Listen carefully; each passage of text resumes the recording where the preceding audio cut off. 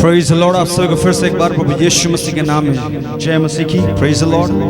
हमारा परमेश्वर जीवित है और आज भी कार्य कर रहा है। Praise the Lord. परमेश्वर बोलता है कि वो हमारे संग संग और साथ साथ हमेशा होता है। Praise the Lord. Glory to God. Carmel pentecostal church फिर से एक बार आप सबको स्वागत करता है इस आराधना में। ऑनलाइन के माध्यम से जब हम आराधनाओं को कर रहे हैं मेरे प्रिय, हम चाहते हैं कि आप हमसे सब जुड़ें और सब मिलकर परमेश्वर की स्तुति और उसकी महिमा करें। Praise the Lord. हालेलुया। आइए हम प्रार्थना करेंगे और प्रार्थना के साथ साथ हम आराधना में जाएंगे। Praise the Lord. हालेलुया। धन्यवाद करते पिता, फिर से एक बार आपके चरणों के निकट आते जीवित सामर्थ्य खुदावंद बाप प्रभु, सारी बातों को हम आपके हाथों में सौंपते पिता। जब हम आराधना करते प्रभु, जितने भी लोग जुड़ते हैं, जितने भी लोग प्रभु इस वीडियो के माध्यम से आराधना में जुड़ते हैं, प्रार्थना में जुड़ते हैं पिता, हम चाहते सबों से तू बोल और बातचीत कर पिता। और प्रभु आपकी आत्मा जुम्बिश करे हर एक के जीवन में। हालेलुया। और प्रभु आप कार्य करें पिता। प्रभु हमारी आराधना आपको ग्रहण योग्य होने पाए पिता। जितने भी लोग सुनते हैं, जुड़ते हैं पिता, आपका छुटकारा, आपका चमत्कार सबों के ऊपर उतर आए। हालेलुया। प्रभु आप सहायता करें, यीशुआ के नाम से इस प्रार्थना को मांगते हैं, सुन और ग्रहण कर। सब बोले amen amen amen. Hallelujah. Praise the Lord. Hallelujah. Glory to God. जितने भी लोग देख रहे हैं इस वीडियो को, जब हम हालेलुया कह रहे हैं, हम चाहते हैं कि आप भी हालेलुया कहें। Praise the Lord. परमेश्वर की स्तुति हमको निरंतर अपने जीवन से करना है मेरे प्रिय। हालेलुया। आइए उसकी स्तुति के लिए हम कुछ गीतों को गाएंगे और उसकी हम महिमा करेंगे। Praise the Lord. Hallelujah. Glory to God. Thank you Jesus. तैयारी के साथ आत्मा में होकर, एक मन होकर, एक चित होकर आइए हम उसकी स्तुति करेंगे। Praise the Lord. Hallelujah.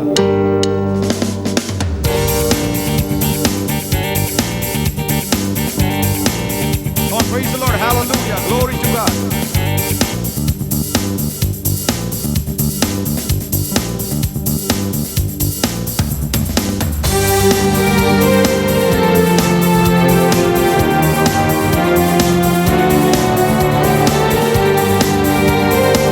Come on, ताली बजा दो। Praise the Lord. Hallelujah. संभाल प्रभु जी जीवन के हर पल को, संभाल प्रभु जी जीवन के हर पल में। अभी तक हमको संभाला तूने, आगे भी अगुवाई कर। अभी तक हमको संभाला तूने, आगे भी अगुवाई कर। संभाल प्रभु जी जीवन के हर पल में। संभाल प्रभु जी जीवन के हर पल में। कौन तालियां बजाते हुए हालेलुया।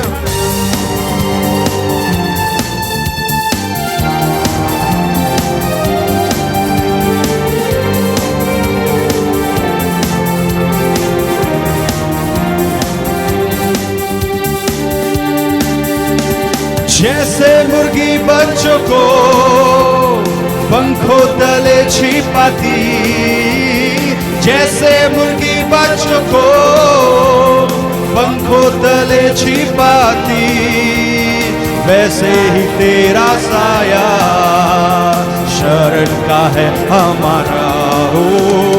वैसा ही तेरा साया शरण का है हमारा। संभाल प्रभु जी जीवन के हर पल में। संभाल प्रभु जी जीवन के हर पल में। कौन ताली बजाते हुए हालेलुया।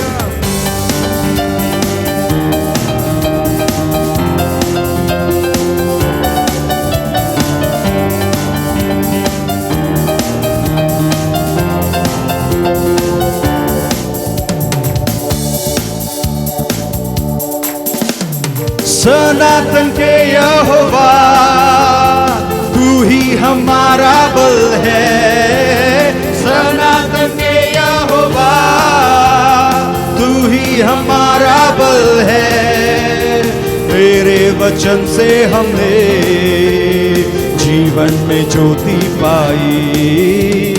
तेरे वचन से हमने जीवन में ज्योति पाई। सब मिलकर कहें हालेलुया। संभाल प्रभु जी जीवन के हर पल में। Come on hallelujah. सब मिलकर संभाल प्रभु जी जीवन जीवन के हर पल में। Come on, praise the Lord, hallelujah।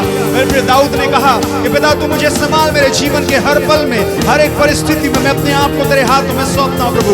तू ही मुझे बनाने वाला परमेश्वर है, तू ही मेरा दृढ़ गढ़ है पिता, तू ही मेरे छुपने का स्थान है। दाऊद कहता है मेरे प्रिय हालेलुया। और आज के इस दिन में मैं आपसे कहना चाहता हूं कि हमारी भी ये प्रार्थना हो जाए और हम कहने पाए कि प्रभु तू मुझे संभाल मेरे जीवन के हर एक पलों में, हर एक परिस्थितियों में। Hallelujah, glory to God. Let's worship him, let's rejoice. Hallelujah, आइए आनंद के साथ उसकी महिमा करें। Hallelujah, glory. वादा ये तूने किया, छोड़े ना कभी मुझे। वादा ये तूने किया, छोड़े ना कभी मुझे। खींचा है रूप मेरा हथेली पर अपने हो, खींचा है रूप मेरा हथेली पे अपने। संभाल प्रभु जी, ग्लोरी, जीवन के हर पल में। संभाल यीशु जी, जीवन के हर पल में। संभाल प्रभु जी, संभाल प्रभु जी, जीवन के हर पल में। ग्लोरी ग्लोरी, संभाल प्रभु जी, जीवन के हर पल में। सब मिलकर उच्च आवाज में, हे यीशु तेरा ये प्यार वर्णन से भी है अपार। हे यीशु तेरा ये प्यार वर्णन से भी है अपार। हाथों से हाथ मिलाया आसमानी बाप से हमको, हाथों से हाथ मिलाया आसमानी बाप से हमको। ऊंची आवाज में, संभाल प्रभु जी, जीवन के हर पल में। और कोई नहीं, यीशु। संभाल प्रभु जी, जीवन के हर पल में। हाँ, ये सब कहें, संभाल प्रभु जी, जीवन के हर पल में। यीशु, संभाल प्रभु जी, जीवन के हर पल में। ऊंची आवाज में, वादा ये तूने किया, छोड़े ना कभी मुझे। वादा ये तूने किया, छोड़े ना कभी मुझे।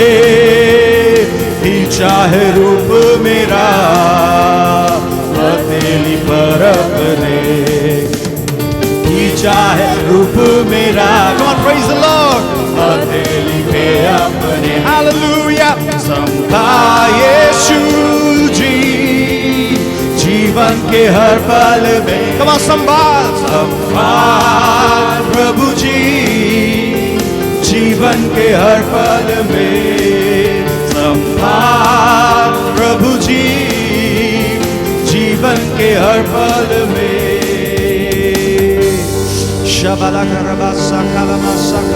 हालेलुया, यस लॉर्ड, वो संभालने वाला परमेश्वर है मेरे प्रिय। Hallelujah, oh there's no one else like him, उसके समान और कोई नहीं। praise the Lord, उसकी स्तुति करे, उसकी महिमा करे। oh अनादिकाल का परमेश्वर है। हालेलुया, यस रबाबा शाबाबा लबा लबा रबा लबा। Yes Lord Jesus, hallelujah hallelujah hallelujah. Yes, Jesus, glory, glory, glory, glory, glory. Hallelujah, hallelujah, hallelujah. Yeshua. Hallelujah, hallelujah, hallelujah. Come on, praise the Lord. Yeshua, तू संभालने वाला परमेश्वर, तू अनादिकाल का खुदा। तेरी स्तुति हम करें, तेरी महिमा हम करें यीशुआ। Yes Lord, yes Lord, yes Lord, hallelujah, hallelujah, hallelujah, glory, glory, glory, glory.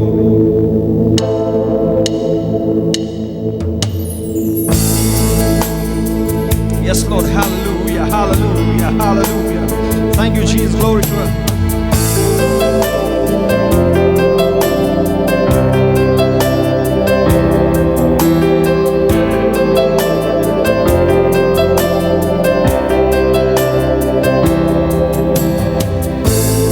कैसा प्यार है तेरा,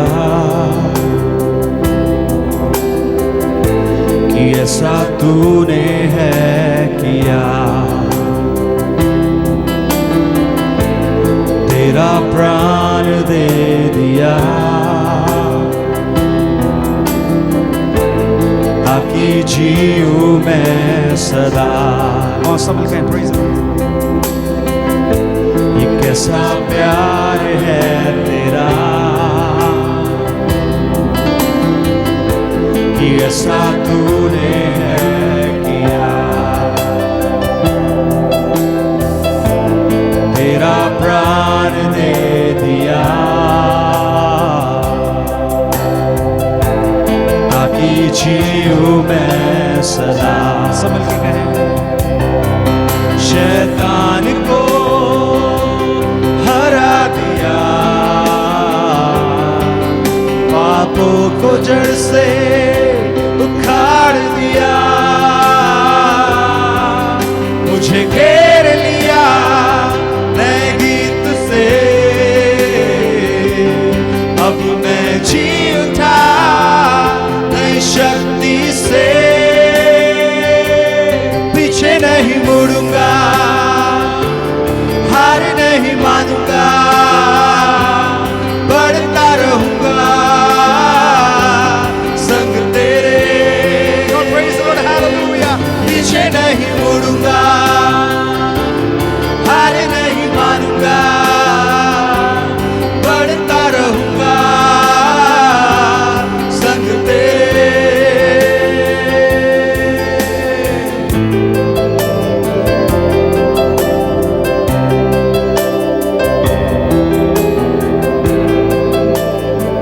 Come on, praise the Lord, hallelujah. मेरी ओर से लड़ेगा, कौन हालेलुया, कभी हाथ न छोड़ेगा। Yes Lord, He will never leave you. डर हटा कर बल दिया, जीत तूने मुझे दिया। मेरी ओर से लड़ेगा, कभी हाथ न छोड़ेगा। डर हटा कर बल दिया, जीत तूने मुझे दिया। शैतान को हालेलुया हरा दिया, पापों को जड़ से उखाड़ दिया। मुझे घेर लिया नए गीत से, रबा शेरे। अब मैं जी उठा नई शक्ति से। पीछे नहीं मुड़ूंगा, हार नहीं मानूंगा, बढ़ता रहूंगा संग तेरे। हालेलुया, पीछे नहीं मुड़ूंगा, हार नहीं मानूंगा, बढ़ता रहूंगा संग तेरे। कहना ही क्या है, खुदा मेरे पक्ष में, कौन अब मेरा विरोधी ठहरेगा। कहना ही क्या है, खुदा मेरे पक्ष में, कौन अब मेरा विरोधी ठहरेगा। Yes Lord, hallelujah. Glory, glory, glory. वो हमारे साथ में, हालेलुया। तो हमारा विरोधी कौन हो सकता है? Hallelujah. Just believe and receive, hallelujah. जो हमारे साथ है तो हमारा विरोधी कौन हो सकता है? He will fight for us, hallelujah. वो हमारे लिए लड़ने वाला परमेश्वर है, हालेलुया। Glory. शैतान को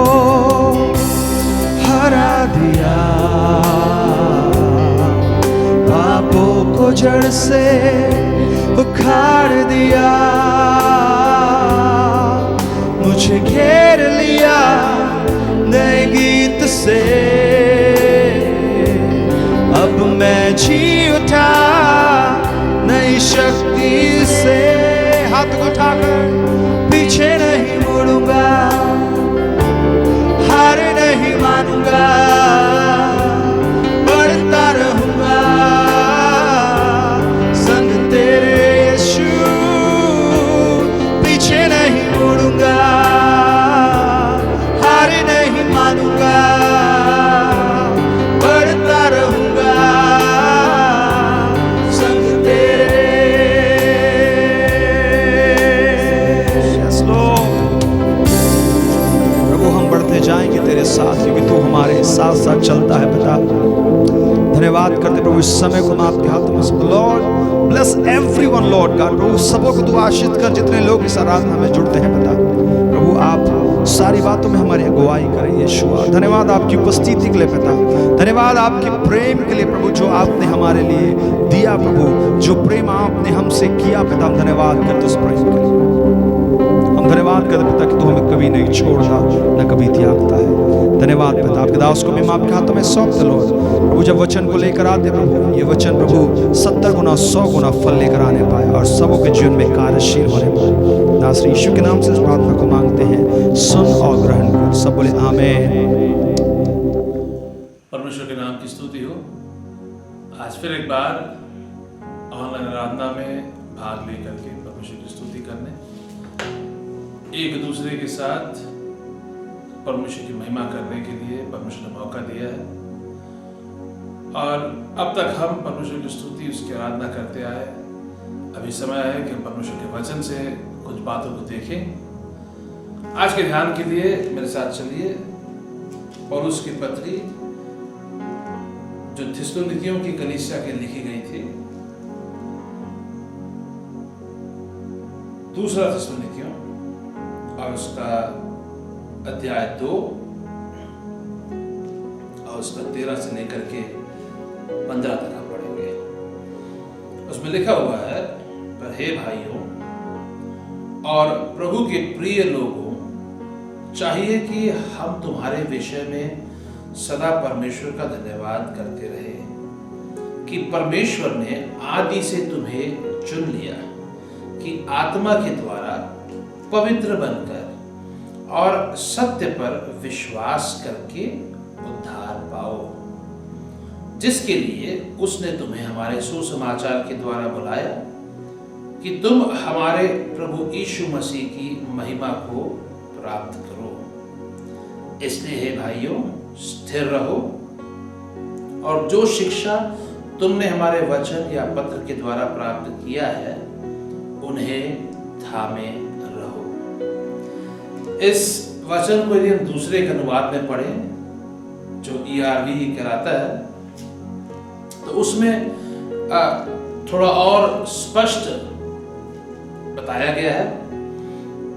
13 वचन कहता है ERV में, प्रभु में प्रिय भाइयों, तुम्हारे लिए हमें सदा परमेश्वर का धन्यवाद करना चाहिए, क्योंकि परमेश्वर ने आत्मा के द्वारा तुम्हें पवित्र करके और सत्य में तुम्हारे विश्वास के कारण उद्धार पाने के लिए तुम्हें चुना है। जिन व्यक्तियों का उद्धार होना है, तुम उस पहली फसल के एक हिस्से हो और इसी उद्धार के लिए जिस सुसमाचार का हमने तुम्हें उपदेश दिया है, उसके द्वारा परमेश्वर ने तुम्हें बुलाया ताकि तुम भी हमारे प्रभु यीशु मसीह की महिमा को धारण कर सको। इसलिए हे भाइयों, अटल बने रहो तथा जो उपदेश तुम्हें मौखिक रूप से या हमारे पत्रों के द्वारा दिया गया है उसे थामे रखो। इस पत्री के इस भाग को जब हम पढ़ते हैं तो कुछ बातों को हमें समझने में बहुत मदद मिलता है कि कैसे परमेश्वर ने हमें चुना, हमें बुलाया, हमें अलग किया और अपने काम को हमारे जीवन में करता रहा ताकि हम उसके उद्देश्य के अनुसार यीशु मसीह की महिमा को प्राप्त कर सके। आज जब इस विषय को हम सीख रहे हैं तो मैं कुछ बातों को जो प्राय दोहराता हूं आज फिर से दोहराना चाहूंगा, और उनमें से एक ये है कि परमेश्वर का उद्देश्य जो हमारे जीवन के लिए है वो सिर्फ ये नहीं कि इस पृथ्वी पर हम जब तक रहें तब तक हम सुखी रहें। परमेश्वर का उद्देश्य सिर्फ ये नहीं कि हमारा परिवार सुखी रहे। परमेश्वर का उद्देश्य ये नहीं कि हमारा जीवन सफल रहे और हम इस पृथ्वी के जीवन को बहुत अच्छी तरह जी सके और खुश रहे। हाँ, जरूर परमेश्वर चाहता है कि हमारे जीवन खुशियों से भरा रहे, हम आनंद से जिए, परमेश्वर को धन्यवाद देते हुए आगे बढ़ें, हर एक आशीष को स्मरण करते हुए, हर एक काम को जो परमेश्वर हमारे लिए करता है इस पृथ्वी पे, हर प्रकार की जो आशीष हमें देता है उनके लिए परमेश्वर को धन्यवाद देते हुए हम जिए। ये परमेश्वर की इच्छा जरूर है, लेकिन हमें बुलाने, अलग करने और हमारे जीवन में पवित्र आत्मा के द्वारा, परमेश्वर के वचन के द्वारा जो काम परमेश्वर ने किया है उसका उद्देश्य ये नहीं कि हम अपने जीवन में कुछ सुख को अनुभव करें, लेकिन उसका उद्देश्य ये है कि परमेश्वर के इच्छा के अनुसार हम में से हर एक व्यक्ति जो उद्धार पाता है वो प्रभु यीशु मसीह की महिमा को प्राप्त कर सके। 14 वचन में बहुत स्पष्ट है, उसके दूसरे भाग में विशेष करके, और पहले भाग से जब हम पढ़े उसमें लिखा हुआ है, उसने तुम्हें हमारे सुसमाचार के द्वारा बुलाया कि तुम हमारे प्रभु यीशु मसीह की महिमा को प्राप्त करो। आज मैं चाहता हूं कि हम में से एक व्यक्ति इस बात को सीखे, अपने मन में इस बात को बसा दे कि हमारे जीवन में परमेश्वर का एक एक काम जो हुआ है, उसके बुलाहट से लेकर के उसका अभिषेक, उसकी पवित्र आत्मा का काम जो हमें शुद्ध करता है, हमें पवित्र करता है, हर एक काम के पीछे परमेश्वर का उद्देश्य ये है कि आप और मैं जो परमेश्वर के उद्धार को प्राप्त किए हैं, सिर्फ इस पृथ्वी पर उद्धार के भागी न बने, परंतु परमेश्वर की इच्छा है कि हम में से हर एक व्यक्ति यीशु मसीह की महिमा को प्राप्त करे।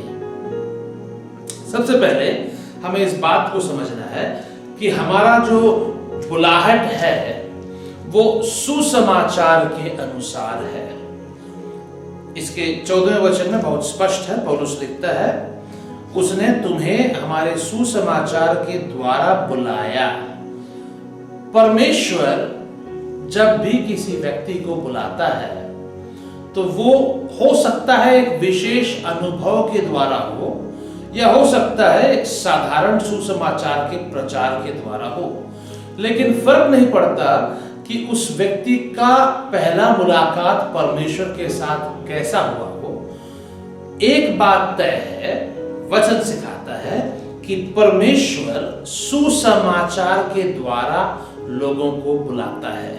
कहने का मतलब ये कि यदि स्वप्न के द्वारा, दर्शन के द्वारा, किसी आश्चर्य कर्म के द्वारा, किसी प्रकार के अलौकिक घटना के द्वारा परमेश्वर ने आपसे बात किया, आपके साथ व्यवहार किया, आपके जीवन को बदला, आपके मन को परमेश्वर ने मोड़ा, परमेश्वर ने आपको सच्चाई से परिचित कर दिया, तो भी हमको समझना है कि वो एक परिचय करने का मौका था, लेकिन सुसमाचार के द्वारा ही परमेश्वर किसी व्यक्ति को बुलाता है। इसलिए यीशु मसीह ने अपने चेलों से कहा, पृथ्वी के छोर तक गवाह बनो। इसलिए यीशु मसीह ने कहा, स्वर्ग और पृथ्वी का सारा अधिकार मुझे दिया गया है, इसलिए तुम जाओ और सुसमाचार सुनाओ, चेला बनाओ और बपतिस्मा दो। ये यीशु मसीह का आदेश है, क्योंकि जो बुलाहट है वो आश्चर्य कर्मों के द्वारा, स्वप्न दर्शन के द्वारा नहीं होता है। वो जरूर एक जरिया हो सकता है, लेकिन बुलाहट का जो परमेश्वर का तरीका है वो सुसमाचार के द्वारा है। क्यों? क्योंकि सुसमाचार ही है जिसमें रोमियो की पत्री पहले अध्याय के अनुसार हमें देखें, परमेश्वर का सामर्थ्य है जो उद्धार के लिए प्रकट किया गया है। यदि परमेश्वर का सामर्थ्य उद्धार के लिए सुसमाचार के द्वारा प्रकट किया गया है, तो इसका मतलब है कि उद्धार पा करके परमेश्वर की बुलाहट को प्राप्त करते हुए परमेश्वर के साथ जुड़ने के लिए एक ही तरीका है और वो सुसमाचार है। इस बात को पौलुस बहुत स्पष्ट करते हुए लिखता है, उसने अर्थात परमेश्वर ने तुम्हें हमारे सुसमाचार के द्वारा बुलाया, सुसमाचार के द्वारा बुलाया। और कारण क्या है, क्यों बुलाया? कि तुम हमारे प्रभु यीशु मसीह की महिमा को प्राप्त करो। परमेश्वर ने सुसमाचार के द्वारा बुलाया ताकि हम में से हर एक व्यक्ति जो सुसमाचार को ग्रहण करते हुए, उस बुलाहट को मानते हुए परमेश्वर के पास आता है, वो यीशु मसीह की महिमा को प्राप्त करे। अब ये यीशु मसीह की महिमा क्या है? यीशु मसीह की महिमा वो है जो पिता की महिमा है, क्योंकि वचन बहुत स्पष्ट सिखाता है कि वो हमेशा से पिता के साथ था, वो पिता के बराबर था, वो पिता के साथ अनंत काल से लेकर के अनंत काल तक का हमेशा रहा है और रहेगा। पिता के बराबर होने के कारण पिता की जो महिमा थी वो यीशु मसीह की महिमा है। यूहन्ना 17 अध्याय को यदि हम पढ़ेंगे, जहां यीशु मसीह के पृथ्वी की सेवकाई का अंत हो रहा था, तो यीशु मसीह की प्रार्थना में भी यीशु मसीह ने कहा कि वो समय, वो घड़ी आ चुका है जब तू अपने पुत्र की महिमा को प्रकट करेगा। यहां पे हमको समझना है कि ये जो महिमा है, ये वही महिमा है जिससे परमेश्वर ने आदम को और हव्वा को अदन की वाटिका में घेर रखा था। इसलिए वचन सिखाता है कि जब वो अदन की वाटिका में थे, वो परमेश्वर से मुलाकात करते थे। उनको जैसे परमेश्वर ने बनाया अपने स्वरूप और समानता में, वो परमेश्वर से मुलाकात करते। उनको किसी बात की परवाह नहीं थी, उनको ये पता था कि वो परमेश्वर में सुरक्षित है। उनका घेरा परमेश्वर स्वयं था। लेकिन जब उन्होंने पाप किया, उनके जीवन से वो महिमा हट गया। रोमियो की पत्री सिखाता है कि सब ने पाप किया और परमेश्वर की महिमा से रहित है। यदि पाप के द्वारा परमेश्वर की महिमा को हमने खो दिया, तो हमें समझना है कि यीशु मसीह के सुसमाचार को सुन करके जब हम यीशु मसीह के पास वापस आते हैं, तो हमको परमेश्वर इस योग्य बनाता है कि हम यीशु मसीह के उस महिमा के भागी हो सके। यीशु मसीह के महिमा को प्राप्त करने के लिए परमेश्वर ने हमें बुलाया है, अलग किया है। तो यीशु मसीह की महिमा क्या है? वही महिमा जो पिता का है। यीशु मसीह की महिमा क्या है? वही महिमा जो पिता ने आदम को दिया था। वही महिमा जो पिता ने आदम को दिया था। विशेष करके इस बात को याद रखिए, वचन कहता है कि आदम परमेश्वर का पुत्र था। जब आदम परमेश्वर का पुत्र था और परमेश्वर की महिमा आदम के ऊपर थी, तो हमें यह समझना है कि आदम जो उत्पत्ति के पुस्तक में था वो पहला आदम था। लेकिन नए नियम में जब यीशु मसीह के बारे में हम देखते हैं, तो वचन सिखाता है कि वो दूसरा आदम है। पहले आदम को परमेश्वर ने अपनी महिमा को दिया और उसने पाप करके महिमा को खो दिया। दूसरा आदम परमेश्वर की महिमा से भरा हुआ था। वो महिमा को छोड़ करके इस पृथ्वी पे आया ताकि हमारे बीच रह करके परमेश्वर के वचन को हमारे जीवन में बांट सके। परमेश्वर का वचन वो स्वयं था, उसने अपने आप को हमारे लिए दिया, परमेश्वर के संदेश को दिया। वो स्वयं सुसमाचार का मूल है, जिस पे विश्वास करते हुए हम परमेश्वर के साथ जुड़ते हैं, यीशु मसीह की महिमा को प्राप्त करते हैं। जब यीशु मसीह की महिमा को प्राप्त करने की बात होती है तो उसका मतलब ये कि हम परमेश्वर के उद्देश्य, उसके अनंत काल के उद्देश्य जिसके अनुसार उसने हमारी सृष्टि की, उसमें सहमत हो रहे हैं, उसमें जुड़ रहे हैं, ताकि परमेश्वर की इच्छा हमारे जीवन के द्वारा प्रकट हो सके। अब जब इस वचन के या इस भाग के पहले के वचनों में हम जाएं तो उसके 13वें वचन से जब हम पढ़ेंगे, उसमें लिखा हुआ है, प्रभु के प्रिय लोगों के लिए चाहिए कि हम तुम्हारे विषय में सदा परमेश्वर का धन्यवाद करते रहें कि परमेश्वर ने आदि से तुम्हें चुन लिया कि आत्मा के द्वारा पवित्र बनकर और सत्य पर विश्वास करके उद्धार पाओ। यहां पे ध्यान दीजिए, वचन सिखाता है कि परमेश्वर ने आदि से तुम्हें, या हम कहें हमें चुन लिया। परमेश्वर ने आदि से हमें चुन लिया। यदि आदि से परमेश्वर ने हमें चुन लिया तो उस बात से हम क्या समझे? इसका मतलब यह है कि परमेश्वर कभी नहीं चाहते थे कि कोई भी व्यक्ति नाश हो सके। आदि से ही परमेश्वर ने हमें चुना। जिस वक्त परमेश्वर ने इस पृथ्वी के रचने की नींव को डाला, उस वक्त से परमेश्वर ने हमको यीशु मसीह में चुन लिया था। यह वचन हमें सिखाता है। यहां पे हम सीखते हैं कि परमेश्वर हमें आदि से चुन लिया था कि आत्मा के द्वारा पवित्र बनकर और सत्य पर विश्वास करके हम उद्धार पाए। परमेश्वर ने आदि से हमें चुन लिया, तो इसका मतलब ये नहीं कि आदि से चुन लिया तो फिर हम अपनी मनमानी करें और जैसा जीना है जिए और परमेश्वर का उद्देश्य हमारे जीवन में पूरा होता रहेगा। नहीं, यह वचन स्पष्ट सिखाता है कि परमेश्वर ने आदि से हमें चुन लिया कि आत्मा के द्वारा पवित्र बनकर और सत्य पर विश्वास करके हम उद्धार पाए। दूसरे अनुवाद में यदि हम जाएंगे ERV में, तो इस भाग को यदि हम पढ़े तो उसमें लिखा हुआ है कि परमेश्वर का धन्यवाद करना चाहिए क्योंकि परमेश्वर ने आत्मा के द्वारा तुम्हें पवित्र करके, जो हम नॉर्मल ट्रांसलेशन को यूज करते हैं, नॉर्मल अनुवाद यूज करते हैं, उसमें थोड़ा कमजोर है क्योंकि उसमें लिखा हुआ है कि आत्मा के द्वारा पवित्र बनकर, और इस अनुवाद में और स्पष्ट लिखा हुआ है कि आत्मा के द्वारा तुम्हें पवित्र करके और सत्य में तुम्हारे विश्वास के कारण उद्धार पाने के लिए तुम्हें चुना है। तो हमें यह समझना है कि परमेश्वर ने आदि से ही हमें चुन लिया। परमेश्वर ने हमें अलग करने का निर्णय ले लिया और उसके बाद हमारे ऊपर नहीं छोड़ा। यहां लिखा हुआ है कि आत्मा के द्वारा परमेश्वर हमें पवित्र करता है।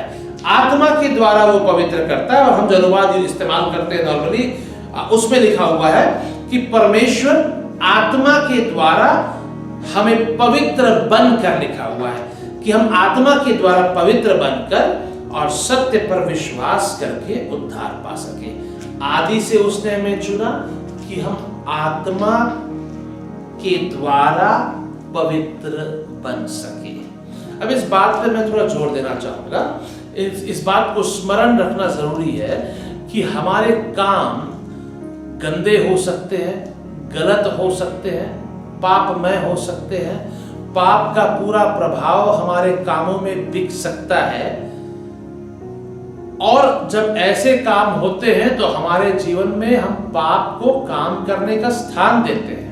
लेकिन उसके दूसरे तरफ यदि हम देखें तो हमें इस बात को हमेशा स्मरण रखना है कि हम अपने बुरे काम या गलत काम या पाप के काम के द्वारा जितना कमजोर होते हैं, उतना ही हम अच्छे काम करके परमेश्वर के सामने भले नहीं बन सकते, क्योंकि हमारे भले से भले काम, हमारे अच्छे से अच्छे काम परमेश्वर के सामने कोई कीमत नहीं रखते हैं। हमारी पवित्रता हमारे कामों के अनुसार नहीं है, हमारे व्यवहार के अनुसार नहीं है। क्या इसका मतलब ये है कि हम जैसी मर्जी हो संसार के समान जीते रहें और संसार के लोगों के समान हमारी जीवन शैली हो? नहीं, इसका मतलब ये नहीं कि हम सांसारिक बन जाए। इसका मतलब ये कि वचन के अनुसार बेहतर से बेहतर हम जिए, बेहतर से बेहतर जीवन शैली को अपनाएं, जो वचन के सिद्धांतों को परमेश्वर की महिमा के लिए हमारे द्वारा प्रकट करता हो, ऐसे जीवन शैली को हम अपनाएं। लेकिन इस बात को हम बहुत अच्छे से समझ लें कि हमारे कामों के द्वारा हम पवित्र नहीं होते। हमारे जीवन को पवित्र करने के लिए परमेश्वर ने अपने आत्मा को हमारे भीतर रखा है कि आत्मा के द्वारा, बाइबल की भाषा को इस्तेमाल करूं, आत्मा के द्वारा पवित्र बनकर। इसका मतलब है कि शरीर के अनुसार, बुद्धि के अनुसार, अपने सोच के अनुसार हम पवित्र नहीं बन सकते। इसीलिए परमेश्वर कहता है आत्मा के द्वारा पवित्र बनकर और सत्य पर विश्वास करके उद्धार पाओ। उद्धार जो हम पाए हैं वो हमारे उद्धार के जीवन का शुरुआत है, लेकिन पवित्र आत्मा का काम जो हमारे जीवन में होता रहता है, उसका काम जो हमारे जीवन में जारी रहता है, तो हम उद्धार से उद्धार की ओर आगे बढ़ते जाते हैं।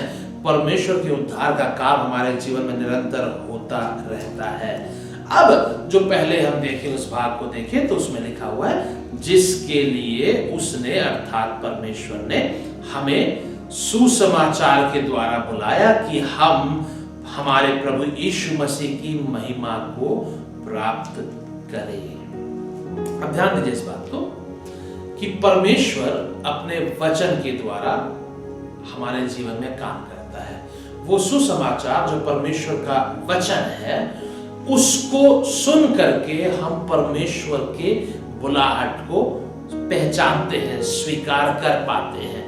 उस सुसमाचार को सुनने के द्वारा परमेश्वर का उद्धार का काम, उसके उद्धार का सामर्थ हमारे जीवन में प्रकट होता है। उसका उद्देश्य क्या है? उद्देश्य ये कि आप और मैं जो उद्धार पाए हुए लोग हैं, हम यीशु मसीह की महिमा को प्राप्त करें। और जो परमेश्वर के सुसमाचार के द्वारा बुलाए गए हैं, उनके बारे में वचन सिखाता है कि परमेश्वर ने उन्हें आदि से चुन लिया ताकि वो पवित्र आत्मा के द्वारा पवित्र बनकर सत्य पर विश्वास करते हुए उद्धार को पाए। इस बात को समझना है कि हमारे जीवन में परमेश्वर जो करता है वो अपने उद्देश्यों को पूरा करने के लिए करता है, और उसका उद्देश्य इस पृथ्वी पर जितना हमारे लिए है उससे बढ़ करके है कि हम यीशु मसीह के महिमा के भागी बन सके, उसके महिमा को प्राप्त कर सके। कहने का मतलब परमेश्वर ने जब मनुष्य को बनाया, मनुष्य की सृष्टि की, उस समय जो महिमा को परमेश्वर ने मनुष्य को दिया था, उसी महिमा को हम वापस प्राप्त कर सके, ताकि इस सृष्टि के ऊपर और इस पृथ्वी के ऊपर जो अधिकार परमेश्वर ने मनुष्य को दे रखा था, उस अधिकार को हम वापस पाए और परमेश्वर के संतान होकर के जी सके। आदम परमेश्वर का पुत्र था, यीशु मसीह परमेश्वर का पुत्र था। हम में से एक एक व्यक्ति को परमेश्वर ने अपना बना लिया है, हमें लेपालकपन का आत्मा दिया गया है, हमको भी परमेश्वर ने अपना संतान बना दिया है। पहला आदम परमेश्वर की महिमा को प्राप्त किया था, दूसरा आदम परमेश्वर की महिमा में था, उसने महिमा छोड़ करके हमारे बीच में आया ताकि उसकी महिमा को हम प्राप्त कर सके। यीशु मसीह में रह करके हम जब परमेश्वर की महिमा को प्राप्त करते हैं, हमारे जीवन का जो स्तर है, जो आत्मिक स्तर है, वो बदल जाता है। हम मसीह यीशु में परमेश्वर की महिमा को प्राप्त किए हुए लोग बनते हैं, जो कि संसार के परिस्थिति, संसार के माहौल, संसार के विभिन्न प्रकार के बातों में उलझने वाले नहीं, लेकिन परमेश्वर के काम को अपने जीवन में पहचान करके उसके अनुसार आगे बढ़ने के लिए तैयार है। तो हमें इस बात को स्मरण रखना है कि परमेश्वर ने जिस उद्देश्य से हमें बुलाया उसकी ओर हमें गंभीर होना चाहिए। अब 15वां वचन उसके बारे में कुछ बातों को हमें सिखाता है। उसमें लिखा हुआ है, इसलिए हे भाइयों स्थिर रहो। स्मरण रखिए, स्थिर रहो। स्थिर रहने का मतलब डगमगाओ मत। स्थिर रहने का मतलब है दो मन के मत होना। स्थिर रहने का मतलब है कि जिस बात को हम समझ लिए हैं उसमें जड़ पकड़ के बिना हिले स्थिर होकर के रहना। स्थिर रहो और जो शिक्षा तुमने हमारे वचन या पत्र के द्वारा प्राप्त किया है उन्हें थामे रहो। ऐसा माने हम इसको समझने के लिए, स्थिर रहो और जिस शिक्षा को हमने प्राप्त किया है उसे थामे रहो। क्यों? क्योंकि जब हम स्थिर रहेंगे और जिस शिक्षा को हमने प्राप्त किया है सुसमाचार के द्वारा, परमेश्वर के वचन के द्वारा जिस शिक्षा को हमने प्राप्त किया है, जब उसको हम थामे रहेंगे तो वचन जो परमेश्वर का पुत्र है, जो हमारे बीच में प्रकट हुआ, वो अपनी महिमा को हमारे जीवन में प्रकट करेगा। हम उसके महिमा को प्राप्त करने वाले होंगे। कईयों के मन में यह सवाल होगा कि परमेश्वर की महिमा को मैं प्राप्त करूंगा तो क्या होगा, या ऐसे कहें यदि परमेश्वर की महिमा को मैं प्राप्त नहीं करूंगा तो क्या होगा। मैं आपसे कहना चाहता हूं कि जब परमेश्वर ने यीशु मसीह को भेजा, यूहन्ना 3:16 कहता है कि उसने संसार से, जगत से इतना प्रेम किया कि उसने अपने इकलौते पुत्र को दे दिया ताकि जो भी उस पर विश्वास करे वो नाश न हो परंतु अनंत जीवन पाए। अब याद रखिए, परमेश्वर ने जब यीशु मसीह को हमारे लिए भेज दिया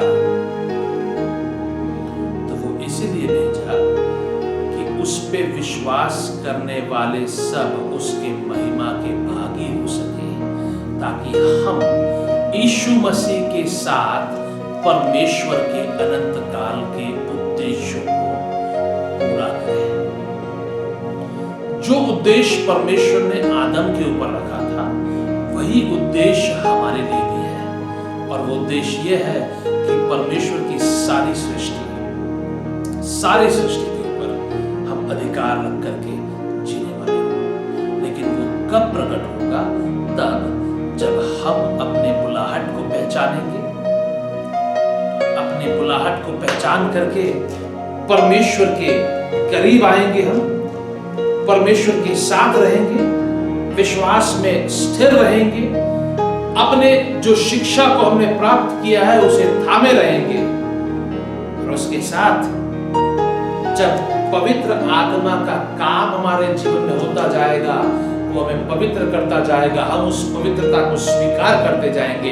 अपने बलबूते पे पवित्र बनने की कोशिश नहीं करेंगे। जो पवित्रता का काम हमारे जीवन में पवित्र आत्मा करता है उसको हम स्वीकार करते जाएंगे। जो वो हमारे जीवन में कर रहा है उसको हम स्वीकार करके अपने जीवन की हकीकत को करके हम उसको मानना शुरू करते हैं और परमेश्वर के सत्य पर स्थिर रहते हैं। जब ऐसा रहेंगे, परमेश्वर के इच्छा के अनुसार यीशु मसीह की महिमा हमारे लिए जो परमेश्वर ने रखा है वो हमारे ऊपर प्रकट होगा। हम उस महिमा को प्राप्त करेंगे और परमेश्वर के अनंत काल के उद्देश्यों के भाग बनेंगे। अब जो मैंने पहले पूछा, कई लोग पूछेंगे कि यदि ऐसा नहीं करूं मैं तो क्या होगा। मैं आपसे कहना चाहता हूं, यीशु मसीह के दोबारा आगमन के समय यीशु मसीह ऐसे लोगों के लिए नहीं आ रहा है जो उसके महिमा को प्राप्त नहीं किए हैं। वो ऐसों के लिए आ रहा है जो उसके महिमा को प्राप्त किए हैं, ताकि वो उस महिमा में हमेशा हमेशा के लिए रह सके। हमारा ये मसीह जीवन, ये आत्मिक जीवन सिर्फ कुछ वर्षों के सुख के लिए नहीं है। मैं जानता हूँ आज के दिन कई प्रकार की शिक्षाओं को लोग देते हैं जिसमें ऐसा लगता है सुन करके कि जो हम यहाँ पे जी रहे हैं, हमारे जीवन में परमेश्वर का काम होने से हर प्रकार का सुख सहूलियत हमें मिलता है। यदि परमेश्वर आपके जीवन में आशीष देता है, सांसारिक आशीष देता है, सुख सहूलियत देता है तो परमेश्वर का धन्यवाद दीजिए।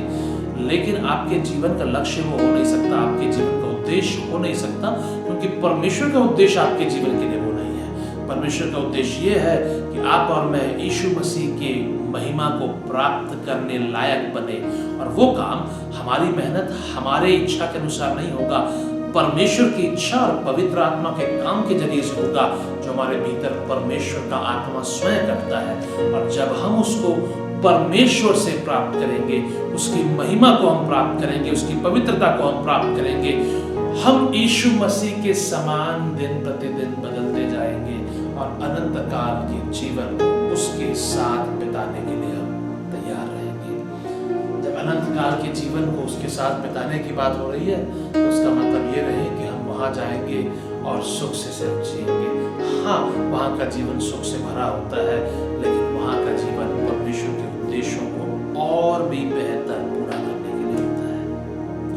परमेश्वर ने हमें चुना है ताकि हम उसकी संतान होकर के उन कामों को कर सके जो पहला आदम को दिया गया था और वो नहीं कर पाया, जो दूसरा आदम आकर के हमारे बीच में करके गया, ताकि हम उसके पद चिन्हों पर चलते हुए उसके साथ एक होकर के परमेश्वर की महिमा को प्राप्त करें और उसके उद्देश्यों को यहाँ पर और अनंत काल के जीवन में पूरा करते रहें। आइए प्रार्थना करें। पिता परमेश्वर, धन्यवाद देते हैं आज के इस अवसर के लिए जो आपने हमें दिया है। आपका वचन जो हमें सिखाता है पिता, उसको हम ग्रहण कर सके, सुसमाचार की सामर्थ्य को अपने जीवन में पहचान सके पिता। हमें से जितने लोग अपने बुलाहट को, उसकी गंभीरता को नहीं समझ पाए थे, मैं आपसे मांगता हूँ कि यीशु मसीह का काम हमारे जीवन में होने के द्वारा हमारी आंखें खुलने पाए, हमारे आत्मिक इंद्रियां जागने पाए। और पिता, मैं आपसे मांगता हूँ कि जो अनंत काल का उद्देश्य आपने हमारे जीवन में रखा है, जो आपने हमारे सामने हमारे लिए तैयार किया है पिता, उसमें भाग लेते हुए उस महिमा को अपने जीवन में प्राप्त करने के लिए जो यीशु मसीह का है, हम तैयार हो सके। हमारा मन, हमारा जीवन निरंतर उसके लिए तैयार होता जाए पिता। धन्यवाद देते हैं क्योंकि आप हमारे साथ हैं, हमारी मदद करते हैं। हमें से कोई भी पीछे हटने वाला नहीं, लेकिन परमेश्वर के वचन को और भी ज्यादा गंभीरता से लेते हुए, परमेश्वर से प्रेम करते हुए, आपके अनुग्रह में बढ़ते हुए पिता, हम आपके उद्देश्यों को इस संसार में पूरा करने वाले हो सके। धन्यवाद देते हैं क्योंकि आप हमारे साथ हैं, हमारी मदद करते हैं। यीशु मसीह के नाम से इस प्रार्थना को